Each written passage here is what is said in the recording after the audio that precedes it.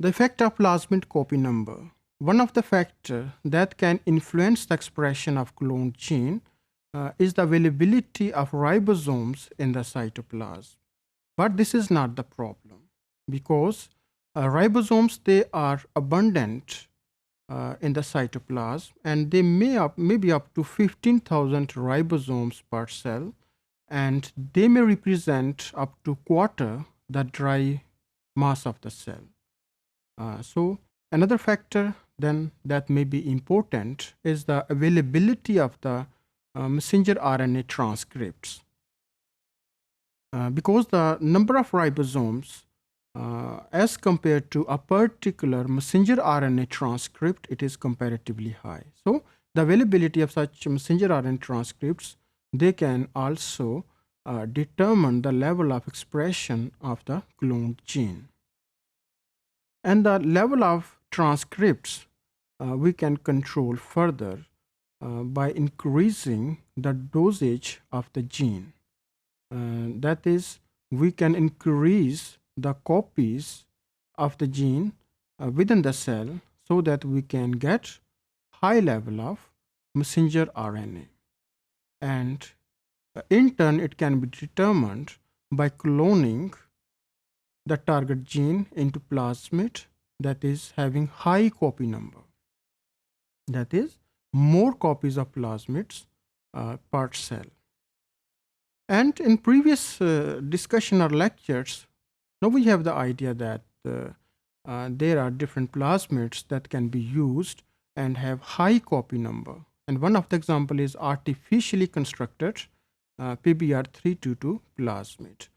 PBR322 plasmid को construct किया गया है, या दूसरे अल्फाज में हम ये कह सकते हैं कि ये डेरिवेटिव है एक और प्लाज्मिड का जिसको हम कोल E1 कहते हैं. और उम्मीद है कि आपको ये सारे प्लाज्मिड्स के नाम जो हैं, ये हमारे जो प्रीवियस डिस्कशन है, ये लेक्चर्स हैं, उनमें से ये आपको याद होंगे. तो ये जो कोल E1 प्लाज्मिड है, it is also an example of high copy number plasmids. And this high copy number of plasmid, it is in turn is determined by the region of replication of the plasmid. Ori region, it is the region from where the DNA replication within the plasmid it started during the time of its duplication. So the region of replication, it can control the copy number of the plasmid. It will determine that particular plasmid, it will be low copy number or high copy number.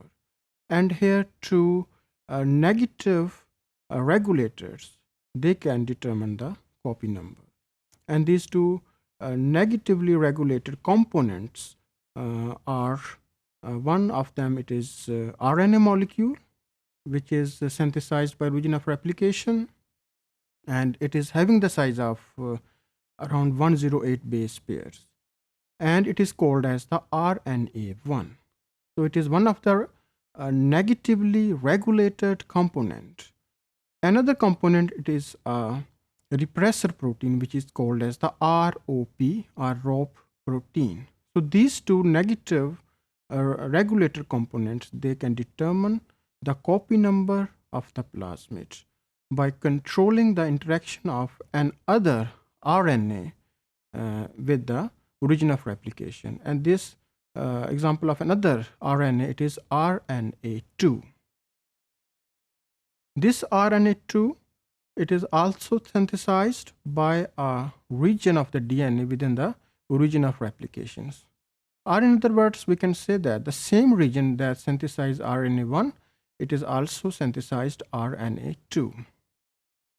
RNA2, it is having the size of around 555 base pairs, and it is complementary to the RNA1 because they are synthesized from the same DNA segment of the origin of replication.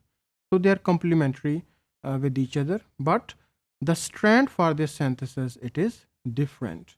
So by interacting with RNA2, RNA1, it can control the copy number of the plasmids. Now, how it can control the copy number? For example, RNA2 if it is available and RNA1 if it is absent. So in the absence of RNA1, it can act as a primer with the region of replication, and it can start the duplication of the plasmid. But on the other hand, if RNA1 is available, which is complementary, and so that the conformation of RNA2, it is now changed, and it is no longer able to act as a primer with the region of replication. तो इस तरह से plasmid की synthesis नहीं होगी.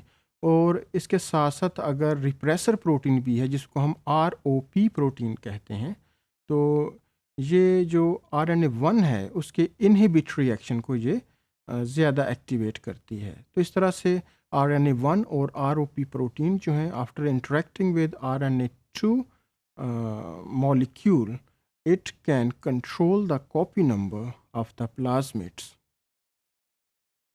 If we have some plasmids that are deficient or mutant for RNA1, like in case of PAT153 plasmids, or even other plasmids that are mutant for ROP regulatory or repressor protein, even then the copy number of the plasmid, it can be increased.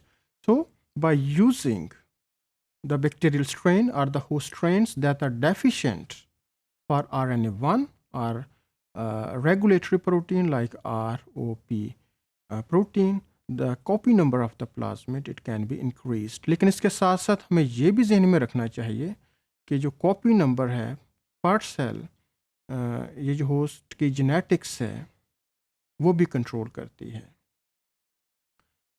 Now, different scientists, they have managed the copy number of the plasmids, like they have used two regions of replication that are working at different temperatures. For example, one of the plasmids, they have a region of replication that is activated at 30 degrees Celsius, and after interacting with the partition region, they can maintain the copy number at low level.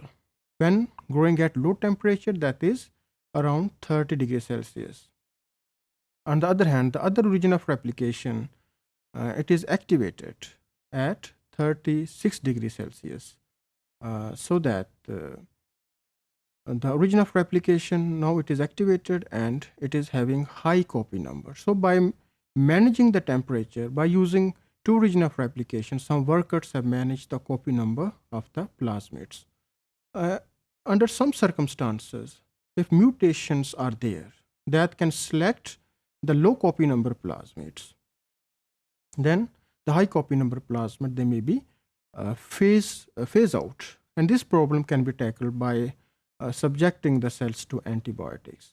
On the other hand, if mutations are in such a way that low copy number plasmid, they are present one copy or two copy as compared to high copy number plasmids, like in case of PBR322, if low copy mutations are 1 in 50 plasmids, then it is not going to influence, because high copy number plasmid will maintain in the cell because of high rate of cell division.